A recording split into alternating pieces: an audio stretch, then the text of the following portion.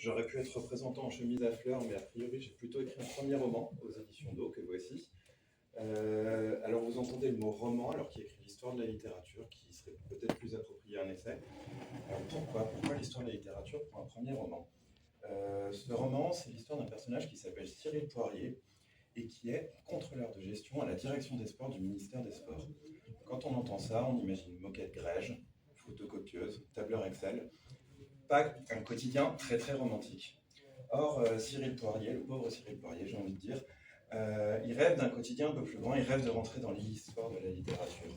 Alors il essaye par le roman, naturellement, il écrit la nuit, et puis malheureusement il n'arrive pas à être publié. Alors il commence à enrager un petit peu de toutes ces lettres de refus qu'il reçoit, et il imagine une autre stratégie pour entrer dans l'histoire de la littérature. Cette stratégie, c'est le meurtre. Il décide d'aller assassiner des écrivains célèbres, des écrivains de Saint-Germain-des-Prés, qui, à son avis, ont une place dans les médias qui lui appartient et qui lui revient naturellement.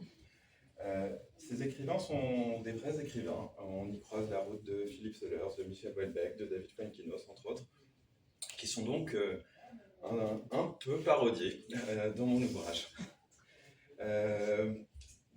Donc finalement, ce roman suit un petit peu, c'est un roman à la première personne, qui suit un petit peu la dérive de Cyril Poirier. La réalité avance là, Cyril Poirier avance là, voire recule un peu. Le fond finalement de cette histoire, c'est que Cyril Poirier défend un style un peu classique. Mon éditeur parle de style subtilement baroque, je le remercie. Et donc j'ai essayé en fait d'écrire ce roman dans ce style-là. Pourquoi j'ai fait ça? Parce que je me suis toujours posé la question, tiens, si un auteur du 19e siècle ou de la première moitié du 20e revenait aujourd'hui et décrivait le monde contemporain, parce que c'est un roman contemporain qui se passe autour des années, fin des années 2010, début des années 2020, je me suis demandé ce que ça donnerait si justement on décrivait la moquette grège, si on décrivait la photocopieuse ou Excel, avec des mots qui sont peut-être d'une autre époque. Donc c'est ce que j'ai essayé de faire dans ce roman. Je peux essayer de vous en lire le premier paragraphe.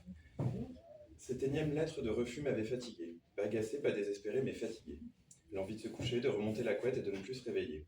Le besoin de s'endormir pour mettre à distance ce monde pénible, cet univers sans étoiles. Pas dans ma chambre, emmitouflé de réconfort, mais sous l'édredon d'un hôtel, neutre, froid, blanc, comme un oubli. Qu'il n'y ait plus rien que le repos, l'idée de repos dans toute sa pureté. Une pastille immaculée, une formule chimique, une molécule géométrique sans affaîtrie.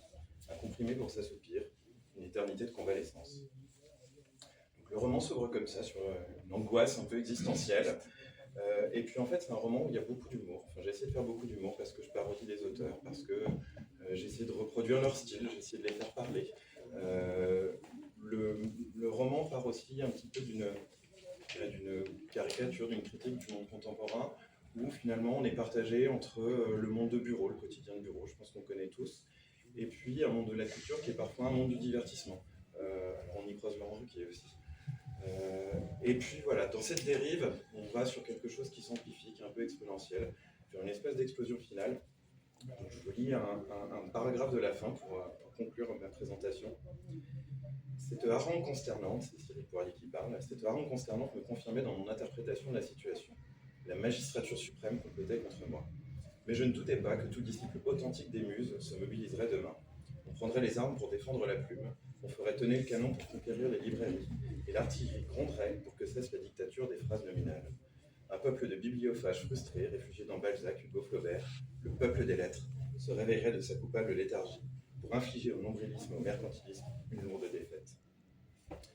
Et donc cette couverture, vous y voyez Cyril Poirier avec son marteau, et je vous laisse découvrir pourquoi il utilise ce marteau. Peut-être pas pour faire du bricolage. Je vous remercie.